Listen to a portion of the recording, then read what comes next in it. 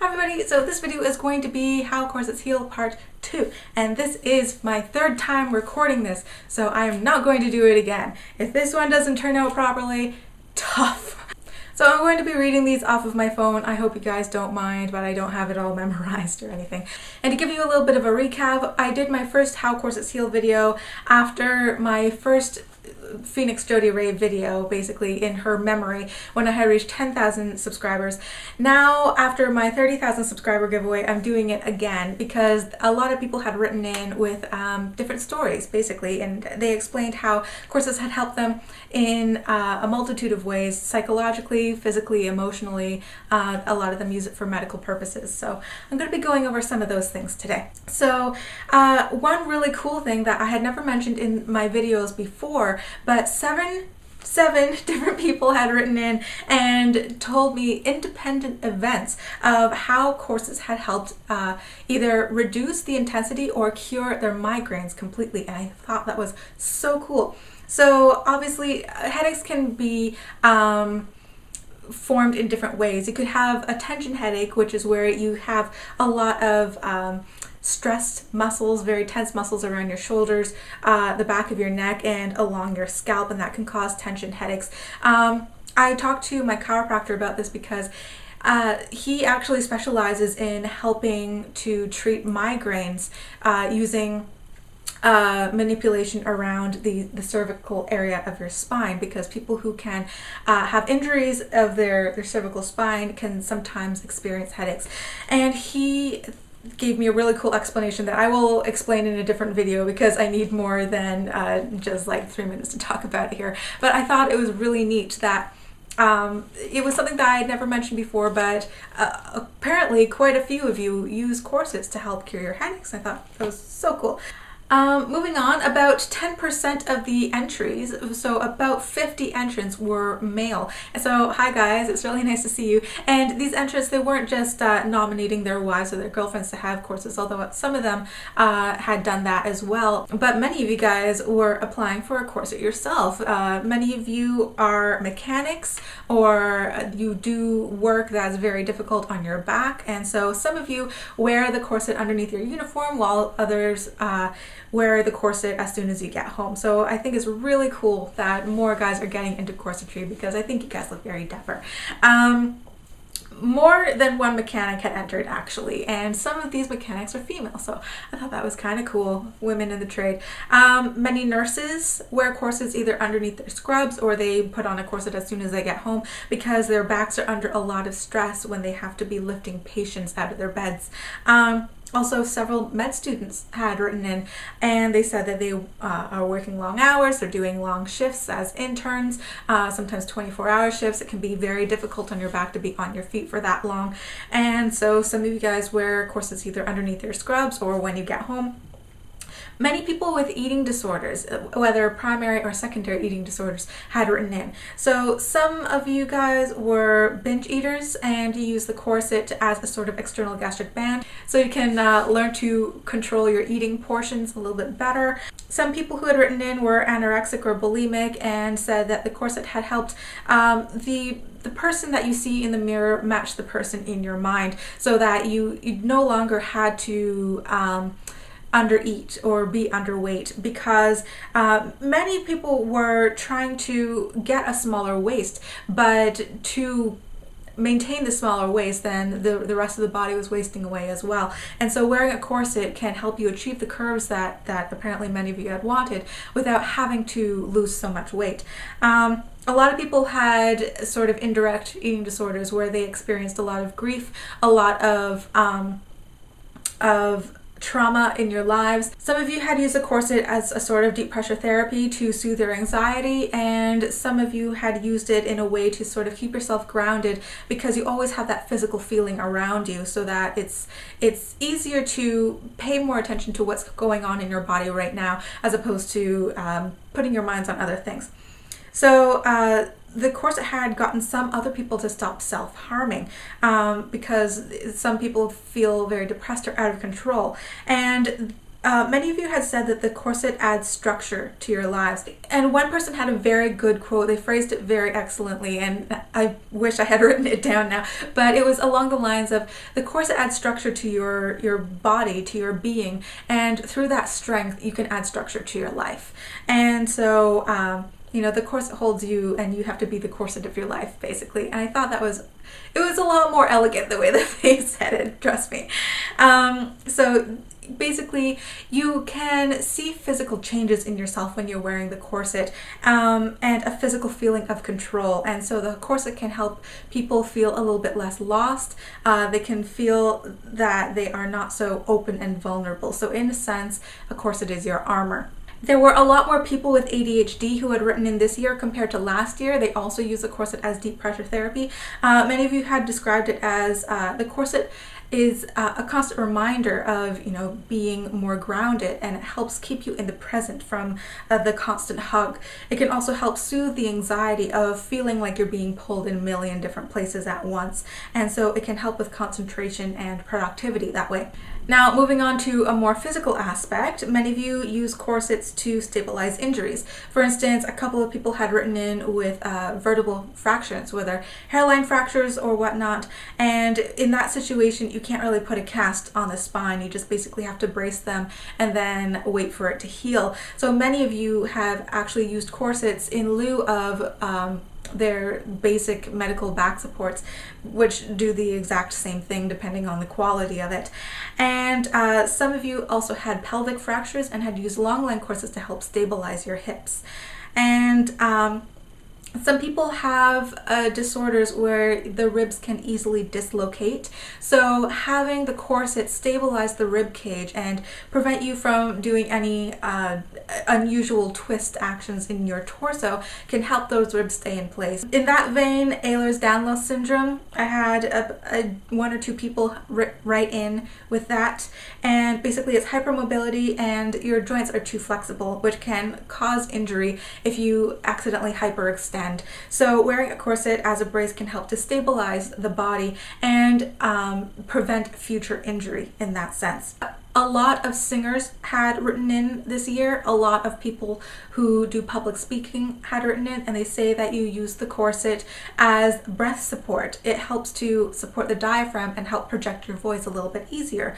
2 people had mentioned that they had asthma, and the corset forces them to stand up straight, which opens up the bronchial tubes and all your air passageways and help them to breathe more properly. And I thought this was really cool because in my past videos, I had usually told people with asthma to practice caution if you wanted to try corseting, because it does, or it can, reduce your lung capacity by up to 20 to 30% depending on how tight it is. But apparently how this works with these particular asthmatics is when you're hunched over, it can cause the upper part of the lungs to collapse a little bit, and it can cause the windpipe to not be totally open.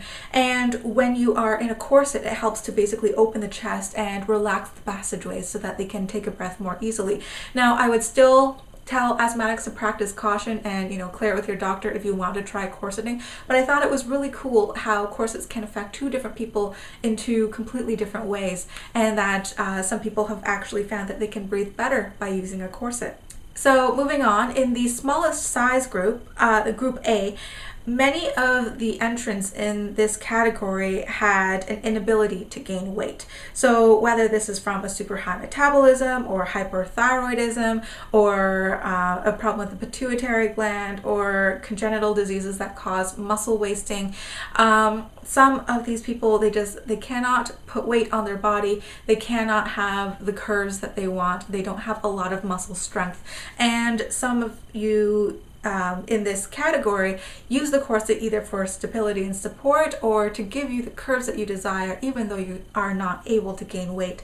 And you know, a lot of people who don't understand corsetry, they always assume that it's about weight and weight loss. I can't tell you how many times that people have written on my videos and say, well, why do you wear a corset? Why don't you just go on a diet and work out? And it's not about the weight. It's not always about weight loss. It can be about silhouette. It can be about achieving a figure that you want, that it has nothing to do with weight at all. Not to mention the support and the stability and the emotional and physical and mental benefits of wearing a corset for certain people. And so I thought it was really important to mention that there are a significant number of people out there who cannot gain weight, but they use the corset to give them the figure that they desire. So yeah, definitely important, definitely worth mentioning.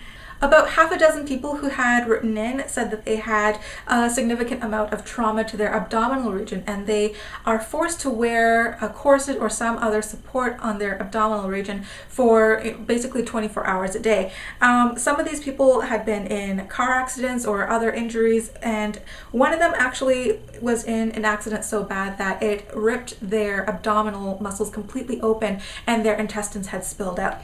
So in that situation, with such extensive damage to the abdominal region, sometimes those muscles, they can't stitch themselves back together as well as it should. It doesn't heal properly, and the muscles actually provide quite a bit of intra-abdominal pressure to keep all of your organs in place.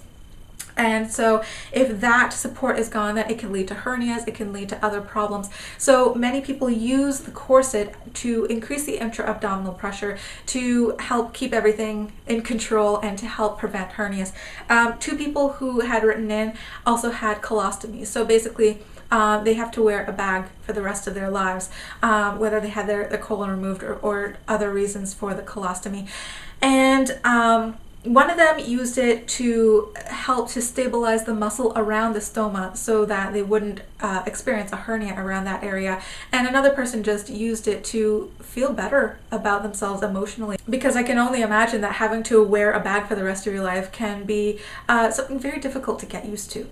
Moving on to other people with digestive issues, a few of you had mentioned that the corset helped to stimulate your bowels. And I thought this was super interesting because when I originally made my corsets and toilet issues video, I mentioned that, well, in my general experience, wearing a corset very tightly can slow down my bowels. However, I'm an extremely regular person, so sometimes slowing it down is not necessarily a bad thing. But many people who have problems with constipation, they mentioned that the pressure of the corset on their intestines can help to stimulate them, so that when you take the corset off, it helps them to have a bowel movement right after. So I thought it's so cool, once again, how two people with completely different problems can experience two completely different results by wearing a corset. And lastly, I'm going to end off this video with a couple of analogies that you guys had given me in your emails. You guys had given me so many comparisons to corsets, and I'm going to share with you some of the ones that really popped out at me. So one of you had said that the corset was training wheels for confidence and good posture. So I thought this was a really beautiful way of putting it, because the corset is not meant to be a crutch, it's meant to be an aid. And like when you're learning how to ride a bike, you know, you use the training wheels for a little while, and then you kind of learn how the bike operates, and then you're able to use it without the training wheels. And in that sense, you can train yourself to have good posture all the time, whether you're wearing the corset or not, but the corset can help. In the same vein, you know, wearing the corset, it can help make you feel more confident, it can help raise your self-esteem, and it conditions your mind and your body to hold yourself in a certain way and to think of yourself in a certain way, and you sort of carry that with you whether you're wearing the corset or not. So I love the idea of a corset being training wheels as opposed to a crutch. One of you has said that a corset to you is like spinach to Popeye, so it makes you feel stronger, more powerful. I really loved that analogy as well. Many of you had said that the corset feels natural, that it feels right, and a couple of you had actually made jokes that maybe you had a past life in the Victorian era because wearing a corset just feels so normal to you. And I really liked that sentiment that, you know, some people, they would try on the corset and they don't like it and it's not for them, and that's fine. But very rarely do you try on a garment, especially as form-fitting as a corset, and then automatically you just feel this sense of like peace or a sense of familiarity come over you. So I thought that was really beautiful. A couple of you people had mentioned that a corset feels like home. It helps you feel relaxed and it helps you feel cozy. So some of you had compared the corset to a turtle carrying its home on its back, or a snail or a hermit crab, and you can always carry your home with you wherever you go. And of course, many of you had said that the corset is your armor, whether you have depression or you have anxiety. Many of you had quoted Emily Autumn in this situation, but I think that the corset being armor is comparable in its own right. And many of you feel that you're ready to sort of face the day when you're wearing the corset because you feel almost invincible. Not like run in front of a car or throw yourself in front of a bullet, sort of invincible, but ready to take on the stresses of the day. So that's all I have for How Corsets Heal Part 2. And my How Corsets Heal article on my blog, I think is my most popular blog actually on my website. So I'm going to pluck it out of the regular blog area and post it as a permanent page on my website so that's easily accessible for anybody coming to my site. And I will keep it updated with the things that I had mentioned in this video and anything else that comes up in the future. And so I think that's it. If any of you guys had also experienced benefits to corseting, whether physical, emotional, mental, in any way whatsoever that I hadn't mentioned in this video or in my previous one, feel free to leave a comment down below and explain, because I love hearing about these things. And I will see you all in the next video. Bye.